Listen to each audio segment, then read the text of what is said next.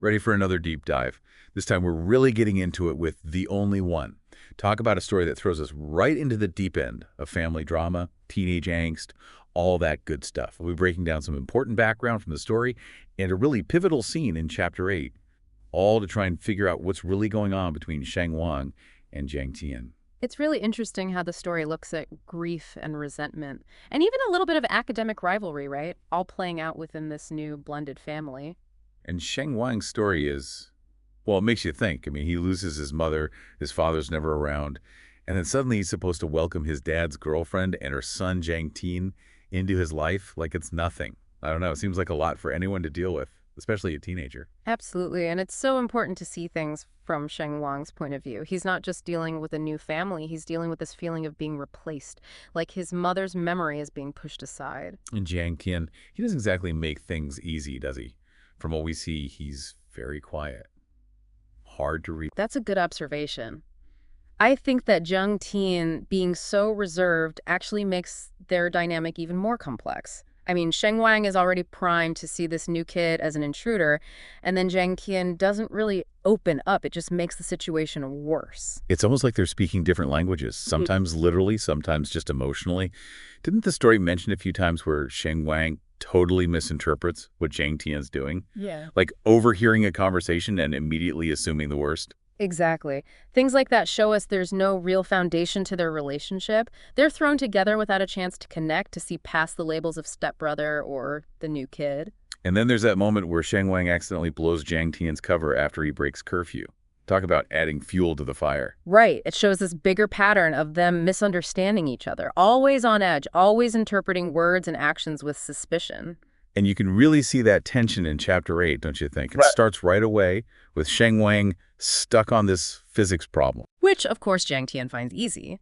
But I think what's really interesting here is how the story uses this really normal situation to show us the power dynamic between them, Yeah, like that crumpled up note with the solution on it. It's almost like a symbol of their rivalry, even though they're not talking about it directly. Exactly. And the way Sheng Wang reacts, taking a picture before he gives it back, it says so much about his pride. Like, he wants the answer, obviously, but he doesn't want Jiang Tian to know he needs help. Such a classic teenager move. Yeah.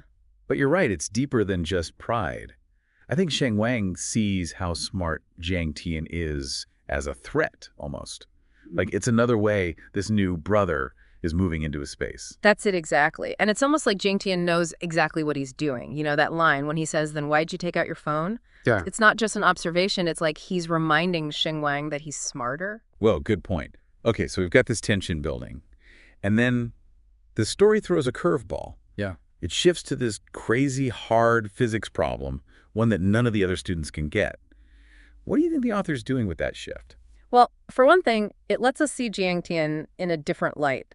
For a minute, it's not about him and Sheng Wang. It's about how differently Jiang Tian sees the world. Like, he's the only one who gets it. He stands out even in this classroom full of smart kids. It's like we're seeing how brilliant he really is. Yeah. But then, right when we're thinking Jiang Tian's this genius, we see that book he tossed on his desk, The Guide to Writing Lyrical Essays. Yeah, that book. I think that's a really important detail. It's like a hint that maybe Jiang Tian has a weakness, something he's not good at. You mean this academic superstar who can solve impossible physics problems struggles with writing poetry? Exactly. And what's interesting is that lyrical writing, with the emotions and personal stuff, that's something you'd think Sheng Wang would be good at. He's the one who's dealing with all these feelings, right? Oh, that's so interesting. It's like the author is setting up this contrast between them. Jian, who seems like he has it all figured out, might not be able to express himself. Yeah. But Sheng Wang, who seems angry and shut down, might actually be really good at expressing those difficult emotions. And then we go from the logic of physics to language arts class, right? With all the emotions and stuff that come with that. And it's there, with exams and their teacher Zhao Kai watching them, that we see the dynamic between Sheng Wang and Jiang Tian change again. Zhao Kai doesn't let up, does she? Not one bit. It's like she cranks up the pressure in this chapter. Definitely. And the exam results, they really show us something. The class is amazing at science, obviously.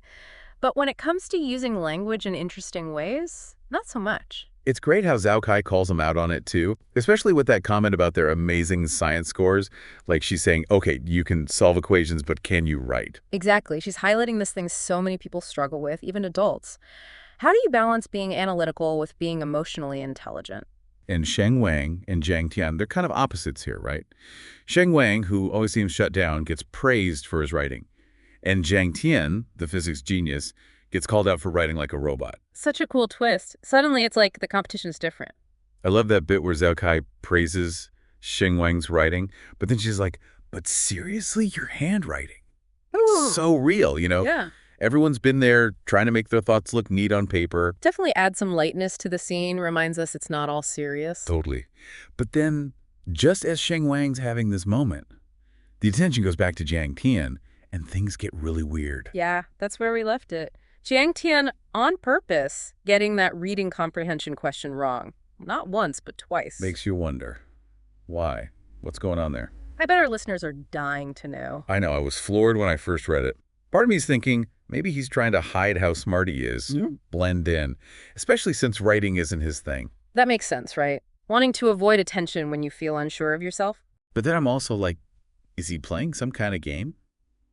Testing Sheng Wang, maybe? Interesting. Like, it's a power move, even if it seems like he's being clueless. Totally. Remember how he subtly reminded Sheng Wang he was smarter with that physics problem? Maybe this is him doing it again, but sneakier. Maybe it's his way of saying, I might not be good at this, but I can still control how I act, even if it makes me look bad. It's subtle, but Sheng Wang would pick up on it, I think. And don't forget what that reading passage was about. We don't know the exact words, but what if it was about something meaningful to Jiang Tian? Oh, now that you mention it, what if it was about loss, family, feeling out of place? Things Jiang Tian's dealing with, too. It's possible, right? Maybe that's why he doesn't want to talk about it in front of everyone. Like he's protecting something private by not drawing attention to it. Exactly. And that's what I love about literature. Even the smallest thing, like a wrong answer, can tell you so much about a character. Reminds us there's always more to the story than we see at first. So, to everyone listening, as we finish this deep dive into The Only One, pay attention to the little things, the stuff that makes you go, huh, I wonder why they did that. Because those little moments, they often hold the key to understanding the whole story. It's like the author's leaving us clues, challenging us to look closer, think harder, to find the amazing things hiding in plain sight. And that's what makes exploring a story like The Only One so great.